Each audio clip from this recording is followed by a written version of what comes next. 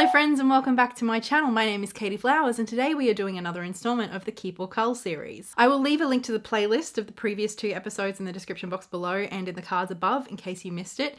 Just a quick recap. Basically what we're doing is I am spending 2 to 4 weeks of dedicated time with one deck that I already have in my collection. I'm doing readings with it, I'm working with it, I'm just sort of like having it out and about and around with me, and at the end of that period I'm making a decision about whether that deck is going to stay in my collection or whether I'm going to move it on. And I'm taking you along for the journey. So I'm vlogging all of the readings that I do and just sort of walking through different interpretations of the cards, just exploring tarot with you through the video. So I've really enjoyed this journey so far and the feedback from you has been really good too.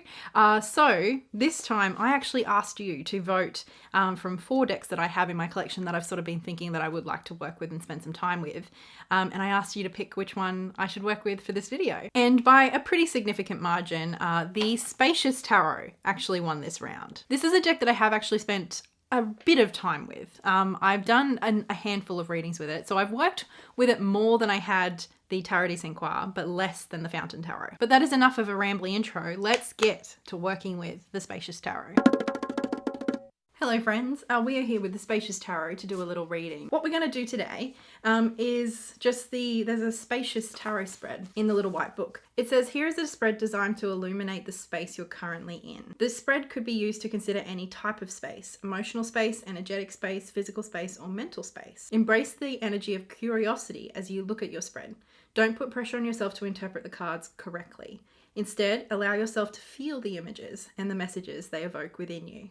You might want to use this guidebook or other resources to assist your interpretations, but leave room for your intuition to speak. Now we are in lockdown again in Melbourne. I feel like I say that in every video at this point. Point is, we've been inside a lot. So I feel like doing a spread about my physical space. I love our apartment. We've only been here for a few months. This is our first, we're first home buyers. And I've never really done a reading like this before. I've done readings about connecting to land and I've shared that spread with you before. But I haven't really done one just about my home and my space. So let's give it a try. So the first card was to define the space as it is now, I guess.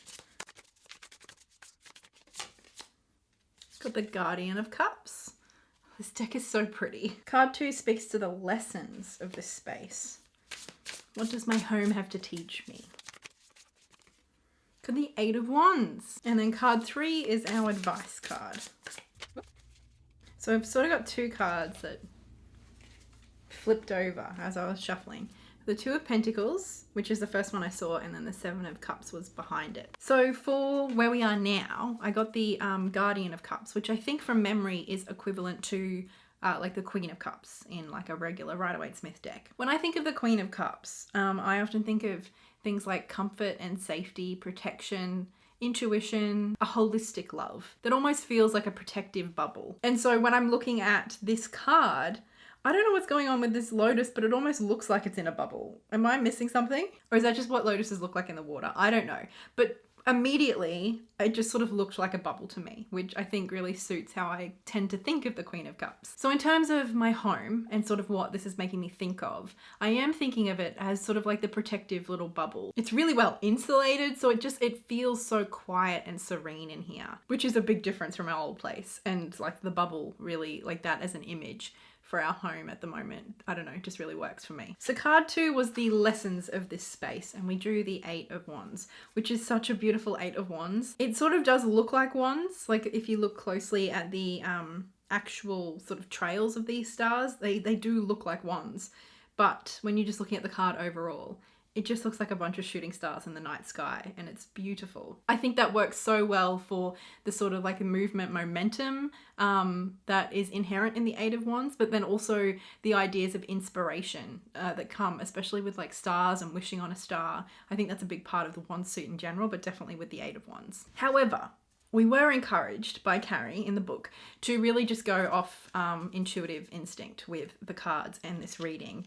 And the first thing I thought of was how we have a beautiful view of the city as well as the night sky. So it's almost like this card, I don't know, for me it feels like the lessons of our view in terms of just how much of an opportunity there is for mindfulness here and appreciation of beauty, both of the wonderful city of Melbourne that I live in, but also just of the night sky and of nature. So for our next card, which was our Vice, I sort of ended up with 2 cards here. Got the Two of Pentacles and the Seven of Cups. I love how simple the Two of Cups is in this deck, but it still has some of like the inherent symbolism, especially like in the Rider-Waite-Smith of the Lemnisket and the coins. Also, the leaves on the outside sort of look like they're at different stages of growth. To me, that's sort of symbolizing like cycles and change, and like seasons more obviously. I often think of the Two of Coins as sort of like this, like learning how to sort of do a balancing act.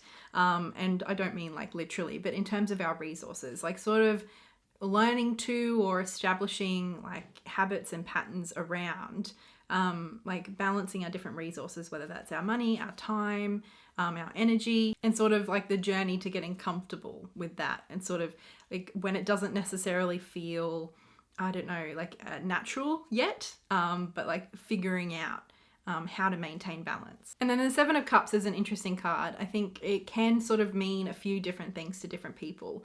But for me, it's often sort of very much focused on like a lot of options, but then the sort of uncertainty that comes along with that, and like the not really being sure what's a realistic option or choice, what's fantasy, and sort of sometimes a bit of overwhelm in that whole experience of having so many options. And so I guess for me, these 2 cards together are just a really important reminder that we are very much at the beginning of our home ownership journey. We've just bought the apartment, like it's going to take us a while to like fill it out and make it our own space, and that's okay. So I guess not to like overstretch on the stuff that we might want, but maybe is more about a fantasy of what we want this place to be, as opposed to like what it is, and just how wonderful it is as it is. Just being realistic, I suppose, and like balancing like those wants and desires with the reality of home ownership and a mortgage. So this was fun. I liked this spread. It's quite different to something that I've done before, especially when we bring it to like focusing on our home. But I really enjoyed it, and I'm glad that Carrie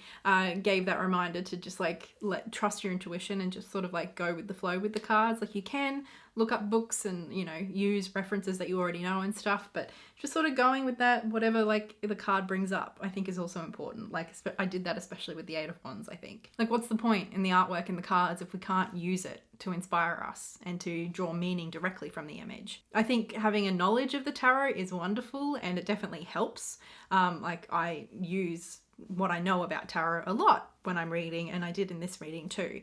But I don't ever want to like preference that over my interaction and my intuitive experience of the image so much that there's almost no point to having this particular deck as opposed to a different one. Like I want to appreciate the deck for what it is, and to have my own real authentic like interaction with the artwork, rather than just like always imposing what I know about tarot. I also like that sort of more fluid dynamic experience of the cards. But anyway, I really enjoyed this spread, so good start to my journey with the Spacious Tarot, I think. So I've spoken a lot about Gratitarot, which is a little 1-card exercise that you do with tarot. I've made a whole video about it. We've done it before in this series. I love it. And Carrie Mallon is the person I got it from. She created it as an Instagram challenge several years ago, and it's something that's just stuck with me in my tarot practice. So of course, I had to do Gratitarot with the Spacious Tarot. There's a few different ways to do Gratitarot. You can do it face up and pick a card. I like to shuffle the deck and pick a card at random. And then we use the card that we've selected to give us inspiration of something to come up with that we can focus on being grateful for the day. And I just love this because I think it gives us a bit of a spin on how we look at tarot. It makes us sort of get creative with some of the cards. Anyway, point is, I love Gratitarot, and I just feel like I could do with a little inspiration and gratitude in my day. So that's what we're doing. We have the Six of Wands. The Six of Wands is often associated with keywords like success, pride, accolades, maybe even attention, like quite positive attention. For me, it's usually something to do with your success or achievements being acknowledged by the people around you. Literally like 5 minutes ago, the reason I'm sitting here is because I just had a telehealth appointment with my psychologist, who I've been seeing, I must have been seeing her for about 5 years now. This was my last appointment with her until next year because she's going on maternity leave. And we were in that appointment talking about how once upon a time she would have been concerned about like leaving me without an appointment for, 4 or 5 months. But now she doesn't have that concern. Obviously we have backups and I have people I can contact if for any reason my mental health does deteriorate. But she feels really confident in me and how far I've come in sort of, she thinks I'm going to be fine, basically, is the gist of it. My confidence in myself sort of takes a while to catch up with where I'm actually at in terms of my capabilities and my resilience. And so she feels like this next 5-month period will be a real confidence boost to me in sort of demonstrating to myself that I'm okay and that I have all the tools and skills I need to maintain my mental well-being. And along with that, like a sense of pride and achievement of just how far I've come, you know, since 2013 and first being hospitalized. And in a way, I am starting to feel grateful for this opportunity to prove all of this to myself. Like no shame if I need to reach out for a bit more support or whatever, but I do think that as much as my psychologist is incredible and I adore her, you know, I think this will be a good test period for me to show myself that my recovery and maintenance, she has played a big role in it, but it's not entirely due to her. You know what I mean? Like it's been me too. I've achieved a lot. I've achieved a hell of a lot, and that is something to be so proud of. I love this card for me right now. It makes me so happy. I know the last clip I left you with was fairly optimistic. I sort of came down pretty hard and pretty fast since then. So I don't want you to worry about me. I'm safe, but I haven't been okay, if that makes sense. Anyway, I just sort of stumbled across a spread on the internet, as you do. And as soon as I saw it, I just sort of was like, I think I need to do this right now. And it's the 9 of Swords spread by Tarot by Veronica. And this is what it looks like. And so you sort of start by pulling out the 9 of Swords card from your deck to anchor the spread. And then from there, it's an extra 5 cards. This spread helped me so much. Like last night, I was starting to get worried about sort of the trajectory of my mental state, I suppose. And the sort of thoughts that I was having.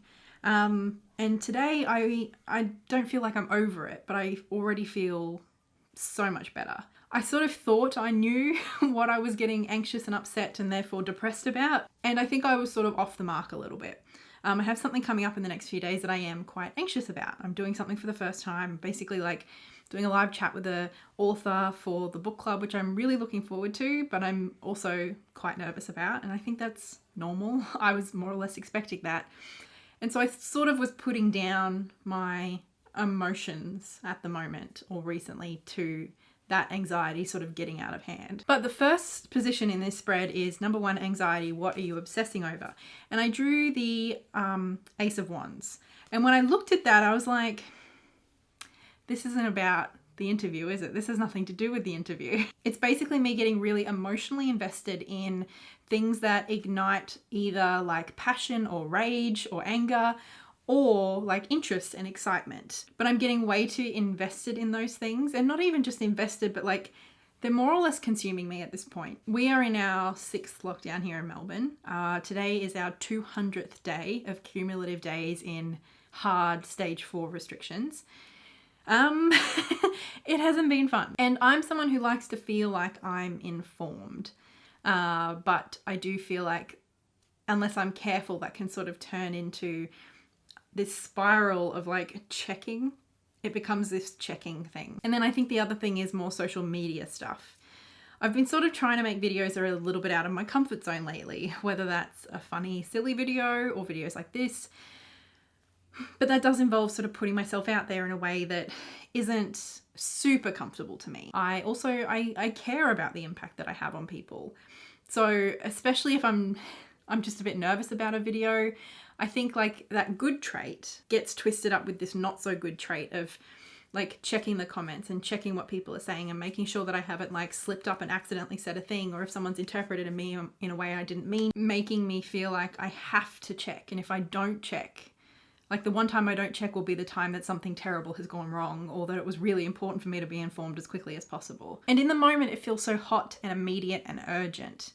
But then you go and check and you do the thing, and 9 times out of 10, more than 9 times out of 10, it's something that could have waited. So this card in and of itself completely changed sort of what I was thinking about.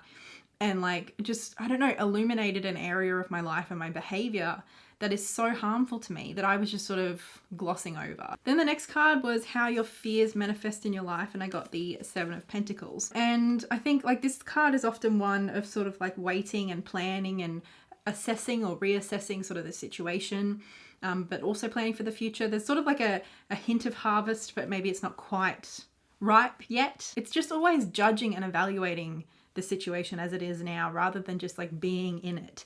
And then rather than enjoying it, like constantly moving on to the next part of like planning for the next thing. The Hanged Man came up for the rest position, which is how to center yourself within the noise. And the Empress was the light, a new perspective you should consider. I've spoken about the Hanged Man before because it's a card that comes up for me a lot because it is my like birth card. But for me, this imagery is just so beautiful in this card. The Hanged Man often speaks to things like a perspective shift. And the first thing that came to me was just like the perspective that we get when we zoom out. Like I really am in need of a bigger picture sort of lens. And the Empress has many connotations, but for me this card just immediately screamed of like nature.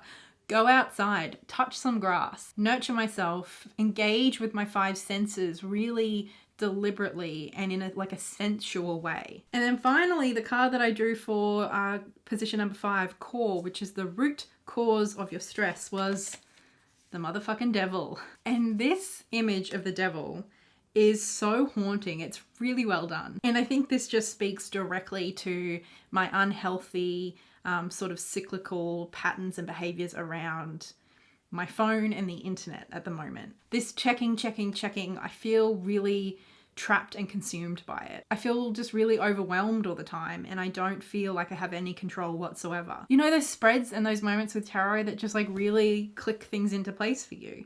Like last night I did this reading, I cried, and then I decided I was going to delete Twitter, and I deleted Instagram off my phone. Like I can still access these things on the internet on my computer if I come and sit at my desk, but it's not just on my phone where I can, you know, just pull down to refresh every 5 seconds. I want to share this. I want this to be documented because tarot can be such an incredible tool. And like, this is what I'm talking about when I say that tarot has helped me so much.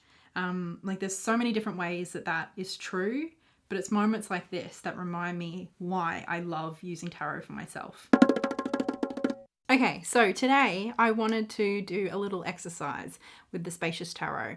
I've been watching plenty of Carrie's old videos and stuff, just trying to like tap into the intention behind this deck, and I've just always really enjoyed Carrie's content, so it's a good excuse to go back and rewatch some of it. Something that I really liked was in a live workshop that she did and has uploaded to YouTube, and it was about tender tarot and using tarot when you're maybe feeling a little bit tender. And in that she spoke about an exercise with tarot and face-up tarot, in which you choose 3 cards from the deck intentionally. I love using tarot in ways that aren't just doing a reading. I love doing like exercises with tarot, and I've shared some of those with you in my therapeutic tarot series. And even though I'm feeling a lot better than the last time I spoke to you, I'm still feeling a little tender. And I felt like doing something with the Spacious Tarot, but I didn't really feel like another reading right now. So I thought this was perfect. Basically what we do is we go through the deck face up and we select a card that represents our current state, how we are currently feeling emotionally and mentally. So I've got my deck here. That's what I'm going to do. Okay, so I sort of went through the deck and I just picked out cards that had that immediate like emotional recognition of some kind of validation of where I'm at right now. So I'm not overthinking it, and I ended up coming up with 7 cards. So I want to just like go through these a little bit more intentionally and figure out which one best represents how I'm feeling at the moment. And obviously we're human beings. We all experience lots of different complex emotions in any one given moment. But I'm going to try and zoom in on like the emotion that I'm trying to like work with at the moment. I've got the 5 of Cups, the Devil, the 10 of Wands, 7 of Swords, 7 of Wands, 7 of Cups. So I think the Devil, obviously we had that in the last reading, and that was a very powerful card for me. I think I love this imagery in particular of these really sort of tall, oppressive trees. They almost look like jail bars in a way, but there's definitely like sort of a scary, haunting quality to the card too. The 5 of Cups, I think the reason that this card appealed to me at the moment is partly because of the color palette. But then also the fact that 3 of the cups are broken. So there's like a recognition of the pain or the loss or whatever. But then 2 of the cups remain standing. And even though I'm still feeling quite tender, I definitely don't feel as terrible as I felt the other night. This card sort of represents a little bit like where I'm at with that. The 10 of Wands I think has a very similar sort of feeling in this deck to me in some ways as the Devil. But then I did also identify with some of the shadows of that card and the meanings of overburdening yourself, of burnout maybe, things like that. Then with these 7s, it's interesting to me that I've picked 3 of the 4 7s in the deck. The 7 of Wands, I think what stood out to me was just how this one sword is sort of off on its own, and its like sort of trajectory through the ice, I think, is quite different from the others. I think I identify with this more as like my history, I suppose, of feeling like my life definitely hasn't been a straight line. It certainly hasn't been the trajectory I thought I would have. The 7 of Wands, again, there's this feeling of separation from one from the others. Here it feels a little bit more like the others are attacking the one, the single off by itself. There's a sense of defensiveness that comes with this card, I think. And then the 7 of Cups. I think there's so many different ways that people go with the 7 of Cups, and sometimes they lean into more like the fantasy of it. Whereas I like the way that this card really represents like that feeling of sort of like losing control and the sort of confusion that happens when all of these things are up in the air at once and sort of not knowing which one to reach out for. All of that, I don't know, I think this card for me is really evocative and I think really powerful. And I think with the colors in particular, of it being quite dark, it has more of the like the shadow lens, I think. But then on top of that, this being almost like a green background, I don't know, to me, green speaks to many different things, but this just like the feeling of illusion is definitely one that comes through with this color for me. So I've got to try and pick one card. Let me have a think. I'm going to go with the 7 of Cups. I have a few reasons, but ultimately it was just sort of a gut reaction. I think one of the reasons is I sort of wanted to go with one of the 7s, seeing as I've picked 3 of the 7s. I don't know, that just feels relevant to me. But then additionally, I think compared to some of the other cards, like the 5 of Cups, for instance, that feels very much like you're in the emotions of a past situation. Like something's already happened and now you've sort of got to deal with the consequences.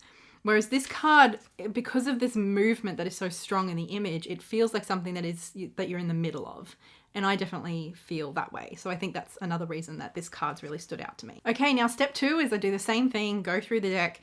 This time I'm trying to find a card that really represents where I want to be emotionally and mentally.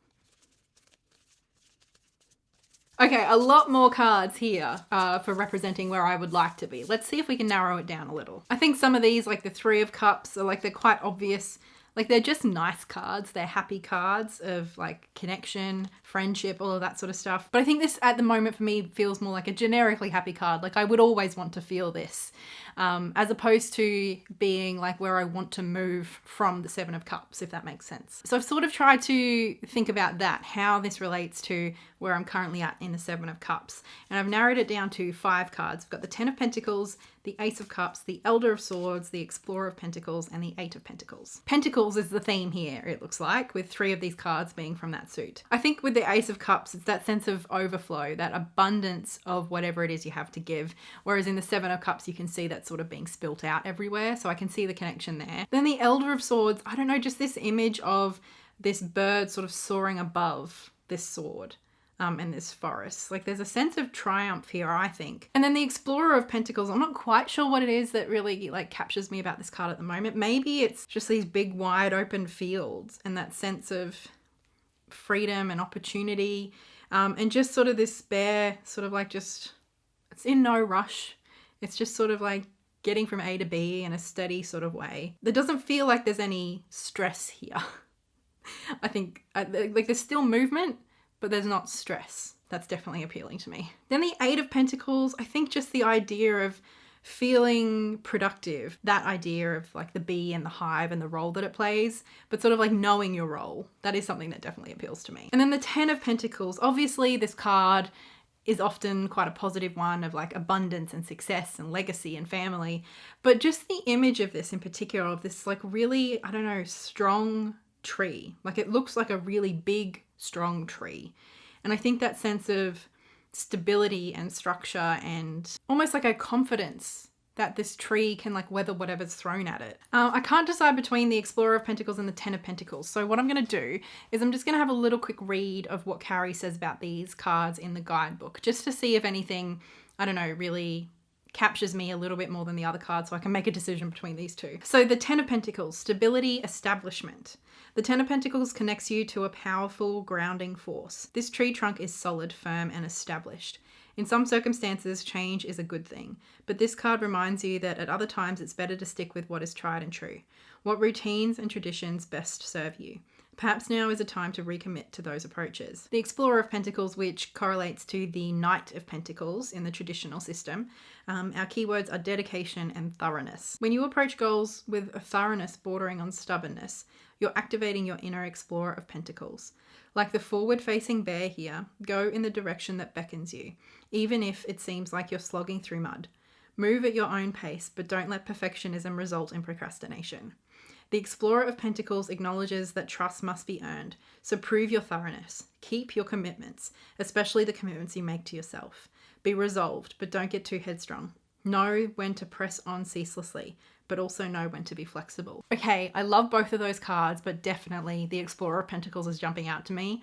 In particular, what Carrie had to say about not letting perfectionism get in the way and result in procrastination. That is a big, big, big thing I struggle with. It's huge for me. Like the idea of proving yourself through your own thoroughness and sort of sticking to things to prove to yourself that you're capable. That's something I've spoken about several times in this video alone. So it feels relevant. So now the final part of this exercise is to pick a card that represents the bridge of how I can get from the Seven of Cups to the Explorer of Pentacles. I picked out Temperance. I think that's a pretty obvious card. It's all about balance and moderation, which is something I'm struggling with at the moment. The Three of Wands, I think just like the idea of like getting started on the journey, sort of getting moving, having sort of a bit of a plan on where I'm heading. And I really like this image, how we sort of have these, I don't know, almost like signposts of where we're going. The Tower, it is my card of the year. And I guess just with all of the cups sort of falling in the Seven of Cups, I don't know, the idea came to me of like, maybe I just need to let them fall and smash on the ground. I don't know. Then the Emperor. The Emperor.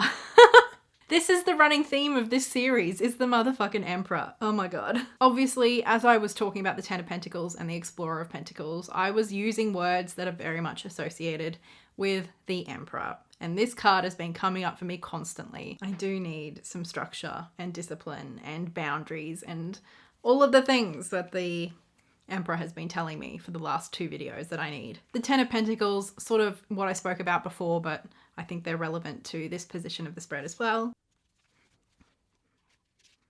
So now I'm left with the Tower and the Emperor. So I think I'm going to keep both of these cards to reflect on for this position. Both of these together feel relevant, I suppose. Like the idea with the Tower sort of destroying systems or structures that aren't helpful, that are built on flimsy foundations or have like outlived their usefulness. And I think in this image in particular, like the top part of this tower of stones feels quite precarious. It sort of almost feels like this collapse was inevitable. The lightning bolts just sort of sped it along. And I think this does sort of coincide with the Seven of Cups and that sort of that feeling of collapse and of loss of control. I really love this Emperor card. It's very rare that I will say that, but I love this Emperor card. I think it's just beautiful, and you can see how that message of like structure and routine and like discipline is very clearly represented through like the rows of poppies here. Then I think like the toxic side of this card could come through in the connotations of poppies and the associations with war. So I'm going to be sitting with this for a while, but at the moment, my overall thoughts from this exercise are definitely, I think, the sense of chaos and overwhelm and sort of like trying to be tapped into everything all the time and being available all the time. My cups are running dry and it's chaos. I don't have any structure and I don't have any direction. It's overwhelming. It's confusing. In order to have the sense of freedom and lack of stress, but still opportunity and to still feel like I'm progressing and moving towards what I want to be doing, to still feel like I'm dedicated to what I'm interested in and what I care about, to still feel like I'm thorough without being obsessive and perfectionistic. To get there, I need to destroy and remove from my life what is not helping me, and just sort of like the things that are on fire at the moment, they need to go. They can't be a part of my life at the moment. And I need the structure and discipline and order from the Emperor in order to both facilitate like sort of as healthy collapse as possible, I suppose, with those things. But then I also need the Emperor. I think I need to be developing some much more healthy routines and structures for myself. This has been really productive for me. I feel like a few things are sort of starting to switch over, even if it hasn't like clicked into place. I don't know. I feel like this has helped me continue to move in the right direction from that last spread we did. Additionally, I do think it's also helping me sort of connect a little bit more with the Emperor and why this card has been coming up with me. And also sort of understand its role in my wider experience of this year with the Tower card. I don't know, this has been really useful. Okay friends, it is D-Day. It is time to review the Spacious Tarot and its position in my collection. I think this is a pretty obvious one. I'm not even going to keep you hanging. I love the Spacious Tarot. I am definitely keeping it in my collection. I had an incredible experience with this deck over the last couple of weeks. Obviously, I had a bit of emotional stuff going on for myself, but at the end of the day, I just feel like this deck showed up in the way that I always hope tarot will for me. It was a tool not only for exploration and, you know, general readings like about my house, but what is really special is that I just feel like this deck helped me really get some clarity on some problematic behaviors that I was participating in that were harming me. And it really gave me some direction around improving that and turning it around and not letting myself like devolve into crisis, sort of catching it early and making changes to maintain my wellness. And that has always been my number one priority with tarot. I love doing other things with tarot. I love playing around with tarot. I love doing big readings or whatever. But when I can do a reading or an exercise that really helps me, that's what I'm here for with tarot. And I had that experience with this deck. I have done a full flip through of this deck if you wanted to sort of see every single image, because I know that I don't show those in these videos. But I just think this is such a pretty deck. The artwork is beautiful. Annie did such a good job. I really love the use of color and how each card, even just from like the main color in each card, you can really get a feeling of what this card is about. I love the emphasis on nature, but I do also quite like how we still have like the swords and the wands as well. I like that in tarot decks. And each of the depictions is quite simplistic, like it's pretty stripped back. There's not a lot of overt symbolism, but I think they've managed, Annie and Carrie together have managed to like capture the essence of each card so well. But then Annie, through Annie's artwork and I think through, you know, the collaboration with Carrie, they've managed to depict it in a way that not only captures the essence of the card and the meaning, but also just displays it so clearly. Like to me, I just think these cards are really, really easy to read. And I think I've mentioned before that I love the name The Spacious Tarot because I think it's the perfect name for this deck. I think they have given you enough in this imagery to really sort of understand the feeling and the message and like the question that the card is asking you, or the useful sort of insight the card is offering, but it hasn't like pigeonholed it. There's not so much symbolism and so much going on that there's no room for nuance. I feel like there is so much room for our own experiences and interpretations in these cards. And that's why I think the idea of spaciousness really works. There is space for us in our own interpretations and our own authentic interaction with this artwork. And I love that about this deck. The little guidebook by Carrie is fabulous. I really like Carrie's approach to tarot. I've like followed her content for a long time.